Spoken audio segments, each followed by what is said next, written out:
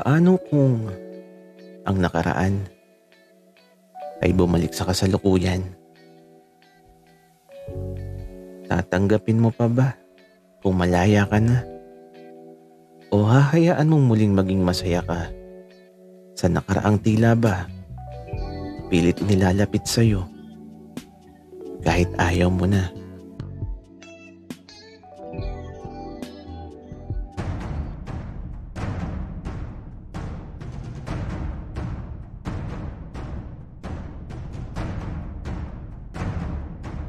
Kaibigan, huwag mong kalimutan mag-subscribe sa aming channel at huwag din kalimutan i-click ang notification bell at subscribe button. Subscribe na!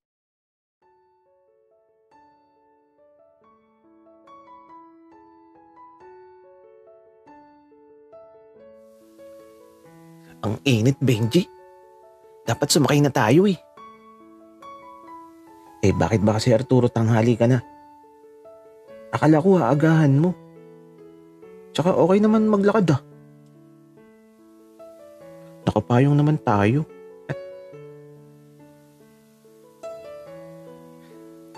Oo nga eh.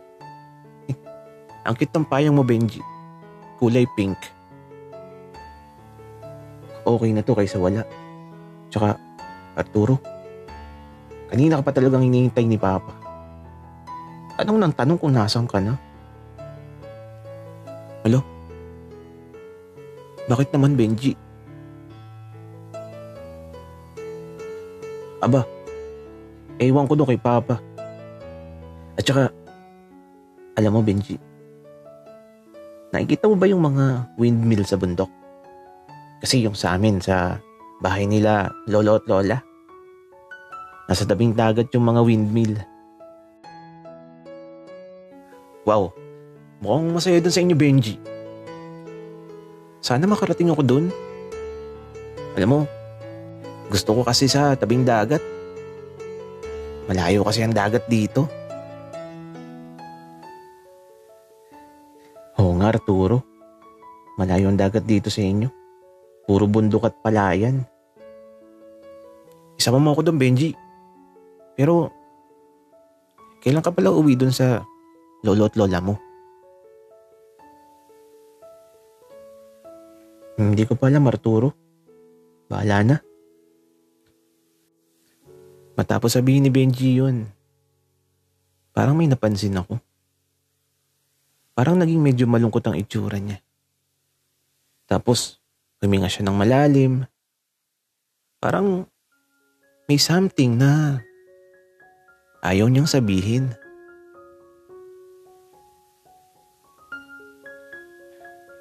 Benji, okay ka lang ba?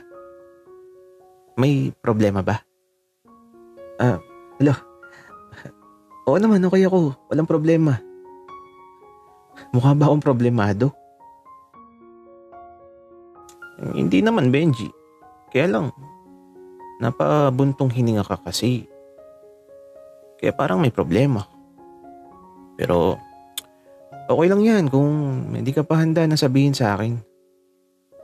Pero kapag handa ka na, Benji, andito lang ako. Handang makinig sa'yo. Uy, gagi, Arturo. Wala akong problema ha. Napaka-drama mo mag-isip. Tara na nga. Bilisan na natin at ako'y nanlalagkit na. Gusto ko nang maligo. Kaya ito, binilisan na namin ang paglalakad. At sa wakas, nakarating na kami. Sa totoo lang, gusto ko na ding maligo. Benji, nasaan ang papa mo? Hanapin mo na lang, Arturo. Maliligo lang muna ako at amoy aso na ako eh. At ayun, pumasok na sa banyo si Benji. Kaya ito, nasaan na kaya ang papa niya? Ewan ko ba pero namimiss ko si Daddy David. Kaya ito, sumilip ako sa silid ng papa niya. Kaya lang, wala sa loob. Kaya eto, lumabas ako para mag-ikot-ikot. Baka nasa likod. Kaya lang wala eh. Nasaan ang papa ni Benji? Hindi ko makita eh. At eto, nakarating ako dun sa bugambilya na laging iniihian ng papa niya. Ang ganda ng halaman na to. Madaming dahon tapos napakadaming bulaklak. Pero bakit kaya to iniihian ng papa ni Benji? Trip niya lang ba yun? Baby, dito ka lang pala. Bakit ngayon ka lang? Kanina pa ako naghihintay sa iyo ah. Napalingon ako sa likod ko. Andito na kasi yung papa ni Benji. Nakakagulat eh. Tapos, mas nagulat pa ako nung bigla niyong halikan yung pisngi ko. Napalingon tuloy ako sa kanan at kaliwa. Baka kasi may makakita. Buti na lang at walang tao tapos si Daddy. Nakangiti lang na nakatitig sa akin. Gagi talaga. Para akong kandilang nauupos sa kinatatayuan ko. At eto, sinampal-sampal niya ng mahina yung pisngi ko.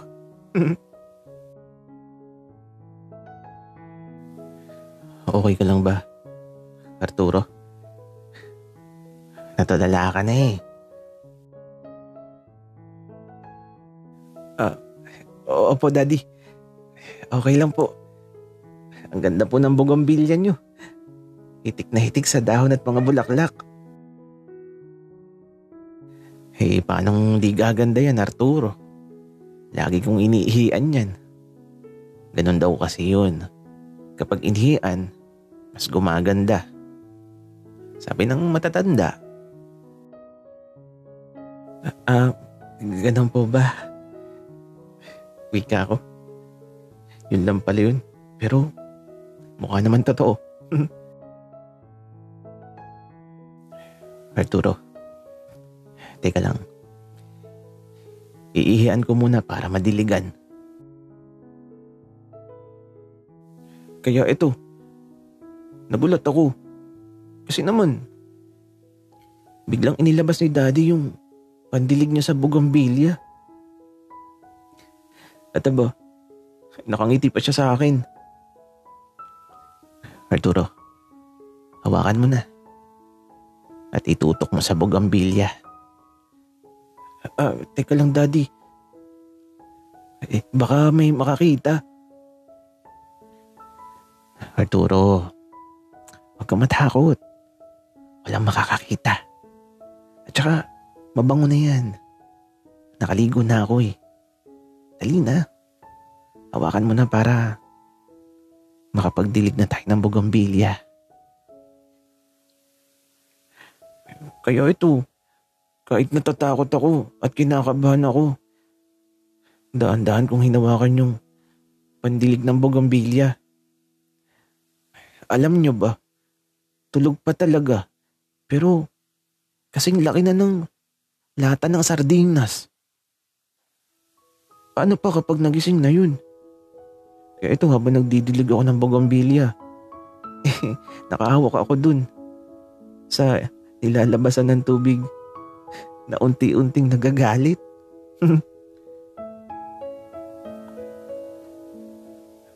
Daddy, lumalaki na po siya. Baby, hayaan mo lang na lumaki. At kung gusto mo, dumiretso na tayo sa kwarto ko pagkatapos nating magdilig. Ha? Bakit po, Daddy? Anong gagawin natin dun? Paamuhin mo siya, Arturo.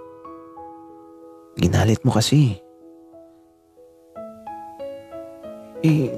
Paano po, Daddy? Arturo, baby ko, tara na. Ituturo ko na sa'yo kung paano siya paamuhin. At ito na, itinago na ni Daddy yung pandilig. at tumakbay na siya sa balikat ko at tila ba di ako papakawalan patungo sa silid niya. Hala naman, mamumulaklak na din ba ako?